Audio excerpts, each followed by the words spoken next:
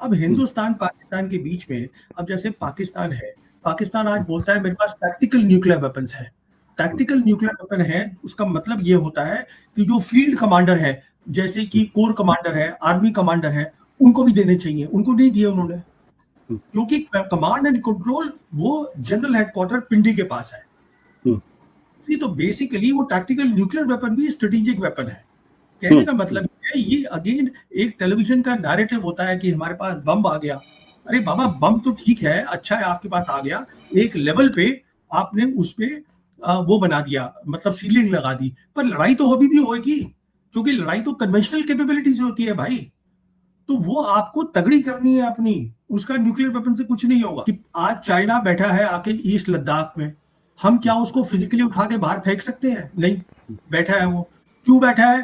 क्योंकि हम जानते हैं उसके पास डिटरेंस है, कन्वेंशनल कैपेबिलिटी है, हम उसका मुकाबला नहीं कर सकते हैं, इसलिए हम बातचीत कर रहे हैं। जबकि पाकिस्तान जो है वो ये समझता है कि मैं इंडिया के साथ लड़ सकता हूं, और वो लड़ा है।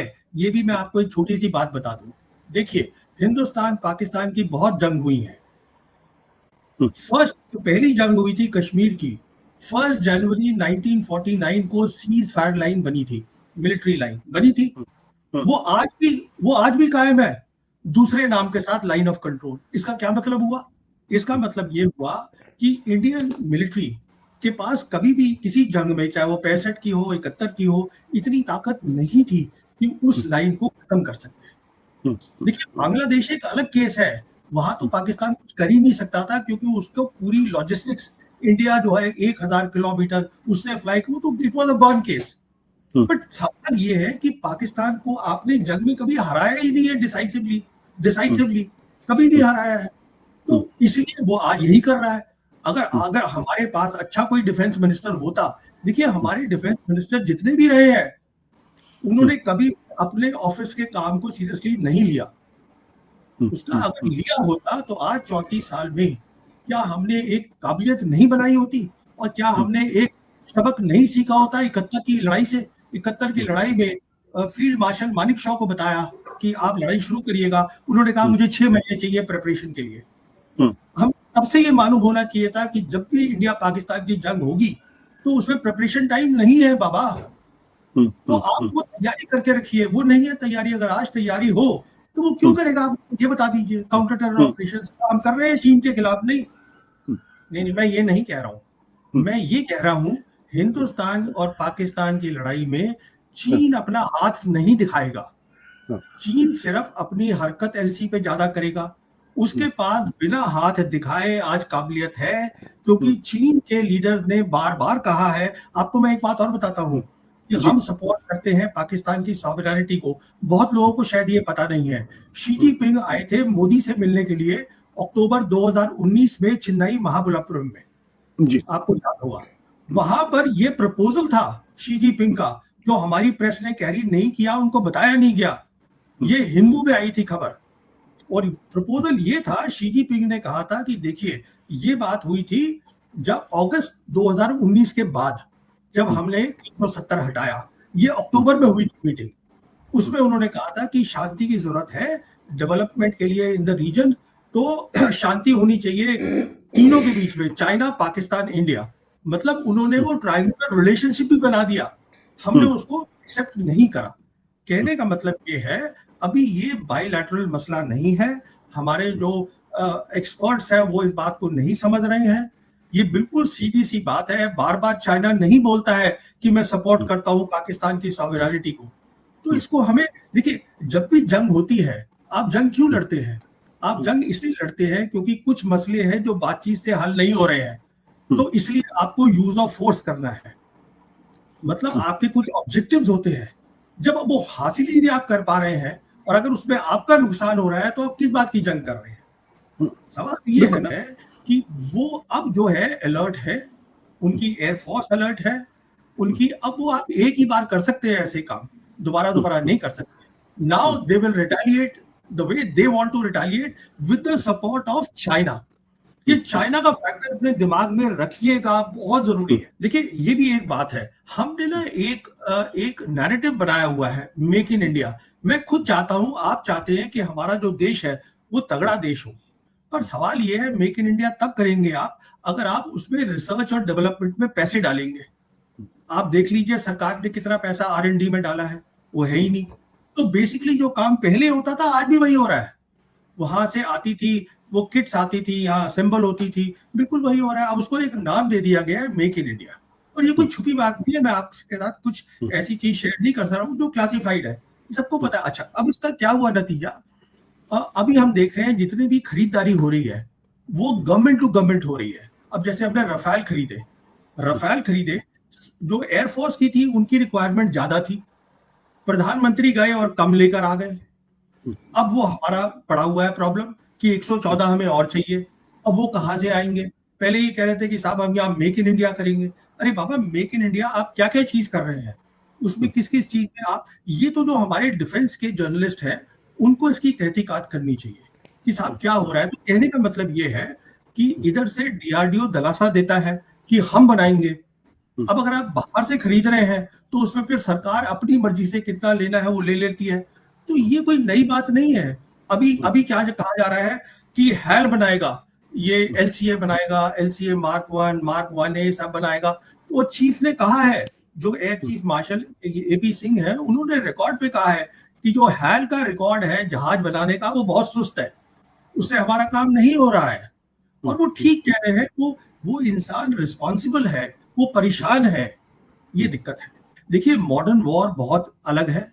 शायद मैं ही एक हूँ जिसने उस पर एक किताब लिखी है। द लास्ट वॉर 2022 में आई थी, how artificial intelligence will be used in war by China. अच्छा, वो तो एक बात छोड़िए आप। तो मैक्सिमम हम क्या कर सकते हैं, और जो हो रहा है लाइन ऑफ कंट्रोल पे दोनों तरफ से स्मॉल आर्म्स ज्यादा फायर हो रहे हैं। और क्या हो सकता है कि इंडिया ने कहा है कि हम साहब सीज फायर खत्म कर देंगे, तो फिर दोनों तरफ से तोपें शुरू होंगी, आर्टिलरी चलेगी, दोनों तरफ से चलेंगी। अच्छा, फिर हम रेड कर सकते हैं। रेड का मतलब ये होता है कि हमारे जवान, हमारे छोटे छोटी टुकड़ियां जो है उनको पोस्ट को जाके डिस्ट्रॉय करती है, फिर वो भी करते हैं। ये सब 90s में होता था। हम इस रास्ते को तय कर चुके हैं पहले। तो हम इससे ज्यादा भी कुछ नहीं कर सकते हैं अनलेस हमको लड़ाई करनी है। और लड़ाई, देखिए, लड़ाई करने के लिए एक पॉलिटिकल विल भी चाहिए होती है। अब मैं ज्यादा डिटेल में नहीं जाऊंगा, हमने बार बार देखा है कि हमारी प्रेजेंट सरकार के साथ पॉलिटिकल विल नहीं है। हमने उनकी एक आपको मिसाल दे देता हूँ, 19 जून 2020 की स्टेटमेंट याद करिएगा, गलवान के हुई थी, वो पॉलिटिकल विल की बात है। तो कई बार इस पे एग्जांपल्स हैं। वो भी ये सब चीजें जो हमारे एनिमीज होते हैं, एडवर्सरीज होते हैं, वो इन सब चीजों को असेस कर रहे हैं कि साहब आपके पास काबिलियत कितनी है, आपने कितनी ट्रेनिंग करी है, उसमें आपकी कितनी पॉलिटिकल लीडरशिप में विल है लड़ाई करने की। ये सब चीजें देखी जाती है। पहला फर्क इसमें ये है कि वो हर चीज तय करते हैं। ये हो गया था शुरू में ही, जब पहली जंग हुई थी कश्मीर की, उसके बाद द रिस्पॉन्सिबिलिटी फॉर सिक्योरिटी वो पाकिस्तान आर्मी के पास चली गई। हमारे केस में ये नहीं हुआ। हमारे केस में सिविलियन अथॉरिटी रही, प्राइम मिनिस्टर नेहरू थे। अच्छा, उसमें क्योंकि वो हर चीज तय करते हैं। फिर न्यूक्लियर वेपन जो फायर हुए हैं, हुआ क्या था कि एक बहुत बड़ा डेलीगेशन आया था स्ट्रोप टैलबर्ट के, जो अमेरिकन होता था उन दोनों अंडर क्लिंटन, बहुत बड़े अफसर थे। तो वो नवाज शरीफ से मिलना चाहते थे, प्राइम मिनिस्टर, वो उसको मिल नहीं रहे थे because they wanted to dissuade. वो मना करना चाहते थे कि पाकिस्तान को कि देखो भाई, हिंदुस्तान ने तो मई के अंदर अपना टेस्ट कर लिया है, आप मत करिएगा। पर उस समय का जो आदमी था जनरल जहांगीर करामत, उसने कहा नहीं मैं करूंगा, क्योंकि उसको पैरिटी लानी थी स्ट्रेटेजिक लेवल पे। तो अब आपका मैं सवाल का जवाब देता हूँ। दो बड़े क्या फर्क है कि उनकी जो फौज है, आई एम टॉकिंग ओनली फौज, एयरफोर्स और नेवी की बात नहीं कर रहा हूं मैं, वो अलग है। उनकी जो फौज है जो टॉप लेवल पे है, वो सिक्योरिटी की रिस्पॉन्सिबिलिटी है, लाइन ऑफ कंट्रोल की रिस्पॉन्सिबिलिटी है, उनकी पूरी सिक्योरिटी, अफगानिस्तान बॉर्डर, ये सब उनकी है। अच्छा, वो पॉलिसी बनाते हैं और वो अब पॉलिसी बनाते हैं फॉरेन पॉलिसी पे भी, इसीलिए इमरान खान को जाना पड़ा, समझे ना आप। तो ये एक तो सबसे बड़ा फर्क ये है। पर हैविंग सेड दैट, उनके जो कोर कमांडर लेवल पर है वहां पर प्रोफेशनलिज्म है। ये कहना कि वो प्रोफेशनल नहीं है वो गलत है। सिर्फ ये है कि वो लड़ाई को बेहतर समझ गए हैं। वो कैसे बेहतर समझे हैं? उन्होंने एक सबक सीखा है बालाकोट से, और वो सबक ये है कि जहां तक हिंदुस्तान का ताल्लुक है, अगर हमारी एयरफोर्स, पाकिस्तान एयरफोर्स तगड़ी है तो वो लड़ाई को लीड करेगी, और वो आज तगड़ी है। ये बहुत बड़ा फर्क हमारे यहाँ क्या है कि हमने सारे 75 और व्हाटएवर इयर्स सिंस इंडिपेंडेंस हमारा फोकस सिर्फ पाकिस्तान रहा है। हमारी फौज का पाकिस्तान आर्मी, पाकिस्तान मिलिट्री, पाकिस्तान पाकिस्तान। हमने कभी अपने से पीएलए को देखा ही नहीं, जिसको हम कहते हैं ना कीपिंग द साइट्स लो। हमने कभी ऊपर देखा ही नहीं। पीएलए हमेशा अपने ऊपर देखता था यूएस मिलिट्री को, कि मुझे उनको शिकस्त देनी है, मुझे उनकी बराबरी करनी है। देखिए, इसको बोलते हैं एक मिशन थी, एक अलग। हमारे यहाँ वो रही नहीं है। हमारे यहाँ आज भी देखिए ना, पूरी बात होती है ये इसी कि हमने कारगिल में ये कर दिया, हमने ये कर दिया। It's only about Pakistan, Pakistan, Pakistan. अरे बाबा, आपकी आज दिख रही है सबसे बड़ी थ्रेट जो है वो चाइना है। तो इफ आई हैव टू, मैं आपकी बात का जवाब इसलिए ऐसे देता हूं, आज की डेट में हमें एक प्रोफेशनलिज्म चाहिए। उसका क्या मतलब है? हिंदुस्तान की मिलिट्री को मॉडर्न वॉर समझनी है। क्यों समझनी है? क्योंकि आज हमारा सबसे बड़ा दुश्मन पाकिस्तान नहीं है बाबा, चीन है। अगर वो है तो क्या हम उसको समझ रहे हैं? उसका जवाब है नहीं। ये है। अब जैसे, अब आपकी सवाल पे आते हैं। अब हिंदुस्तान पाकिस्तान की अगर जंग होती है, चाइना जंग में आने की उसको जरूरत नहीं है।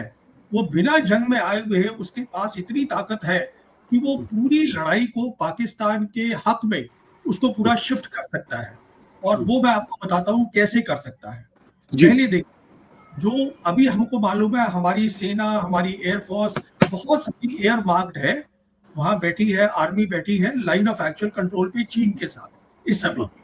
तो अगर लड़ाई होती है हिंदुस्तान पाकिस्तान की, पहली चीज वो क्या करेंगे, वो अपनी जो एक्टिविटी है, जो पीस टाइम की या जो प्रेपरेशन किया, उसको बढ़ा देंगे, अपनी इंफॉर्मेशन वॉर शुरू कर देंगे। उसका मतलब ये है कि जितना भी हमारा सामान चीन के खिलाफ हमने लगाया है, हम उसको वहां से नहीं निकाल पाएंगे पाकिस्तान की लड़ाई के लिए। तो वो हमारा वहीं रह गया, पहली बात।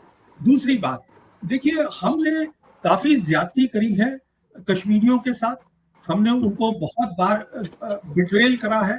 तो अब ये सही होगा अगर हमारे, और जनरल समझते हैं इस बात को, कि अगर हिंदुस्तान पाकिस्तान की जंग होती है तो जो हमारी इंटरनल लाइंस हैं, जहां से कि लॉजिस्टिक्स जाएगा, खाना जाएगा, एम्युनिशन जाएगा, वो सिक्योर नहीं होगा। तो आरआर राष्ट्रीय राइफल के अलावा हमें रेगुलर फौज भी वहां लगानी पड़ेगी। अब आप देखिए, यहां हमने भी फौज लगा दी। अच्छा, उसके बाद देखिए, हिंदुस्तान पाकिस्तान की जंग सीधी जंग नहीं होगी इस बार। वो इसलिए नहीं होगी क्योंकि उनको मदद मिलेगी वहां से।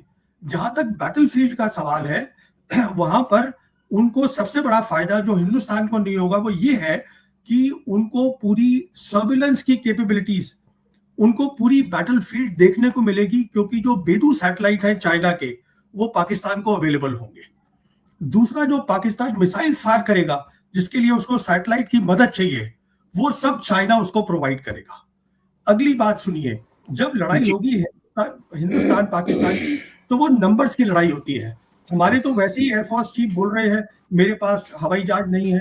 अब उनके कुछ हवाई जहाज जो है वो चीन के लिए उनको रखने पड़ेंगे, हवाई जहाज वैसे ही कम है। अच्छा, उसके बाद क्या होता है, जंग के अंदर आपके पास स्पेयर पार्ट होने चाहिए, क्रिटिकल असेंबलीज होनी चाहिए, आपके पास एमुनिशन होना चाहिए, और ये रेगुलर सप्लाई होनी चाहिए।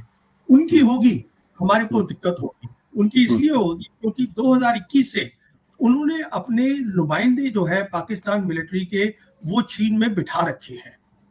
तो वो रेगुलर सप्लाई करेंगे उसको, तो यहाँ भी उनको एक फायदा होता है। अच्छा, अगला क्या है, आज आपने देखा होगा 2020 में भी हमारे साइबर अटैक हुए थे बॉम्बे में। वो पावर प्लांट, ये सारी चीजें बंद हो गई थी कोई 48 आवर्स के लिए। फिर बताया गया साहब ये चीन से करे हैं। अब चीन ने कहा हमने नहीं करे हैं। कहने का मतलब ये है, वो जो साइबर अटैक होते रहते हैं उसको हम बोलते हैं साइबर रिकॉनेसेंस। उसके थ्रू वो ये, साइबर क्या होता है, बहुत छोटी सी बात ये है, जैसे अब हर चीज में कंप्यूटर आ गए हैं। हमारे जो पावर स्टेशन है वहां कंप्यूटर है, हमारे बैंक में कंप्यूटर है, एटीसी एयरपोर्ट में कंप्यूटर है, रेलवे में कंप्यूटर है। तो वो जो साइबर जो होती है वो इसके थ्रू चलती है, और वो उनको बंद कर देती है। अब वो सारा जो है वो कर चुके हैं रेकी, ये साइबर अटैक से। अब उनको साइबर वॉर करनी है। साइबर वॉर आज तक कभी नहीं हुई, पर उनके पास आज क्षमता है वो करने की। इसका कहने का मतलब ये है कि वो पूरी हमारी कार्रवाई, सिविलियन लाइफ को हमारी ट्रेनों को बंद करवा सकते हैं, एटीसी बंद करवा सकते हैं, क्योंकि अगर एटीसी काम नहीं करेगा वो बताएगा नहीं हवाई जहाज को जाने के लिए, वो ऊपर एक्सीडेंट हो सकता है। उसके बाद उनके पास बहुत सारी काबिलियत है जो एंटी सैटेलाइट की है, जो एंटी सैटेलाइट की कैपेबिलिटी है, उससे वो क्या होगा, ये जितना भी हमारा काम सैटेलाइट के थ्रू हो रहा है, बैंक्स वगैरह का, वो सब बंद हो जाए। साल से काउंटर टेरर ऑपरेशन कर रहे हैं। तो ये सारे जो जनरल्स हैं, इनकी जो सर्विस है वो 35 साल या 38 ईयर्स है। इन्होंने सिर्फ देखी ही काउंटर टेरर ऑपरेशंस है, इसी में उन्होंने तकमे पाए हैं, इसी में उन्होंने रैंक पाया है। अभी आप सारे देखिएगा, काउंटर टेरर ऑपरेशन इतना छोटा ऑपरेशन होता है, आज की लड़ाई बहुत कॉम्प्लेक्स है, तो वो उसको समझने की कोशिश ही नहीं कर रहे हैं। अभी वो किताबें निकल रही हैं, वो बिक रही हैं कि वो काजी आएगा जाएगा, God knows what all they are doing. उन्होंने एक काउंटर टेरर ऑपरेशन को एक बहुत बड़ी बना दिया है कि बहुत बड़ी चीज है, वो नहीं है बाबा।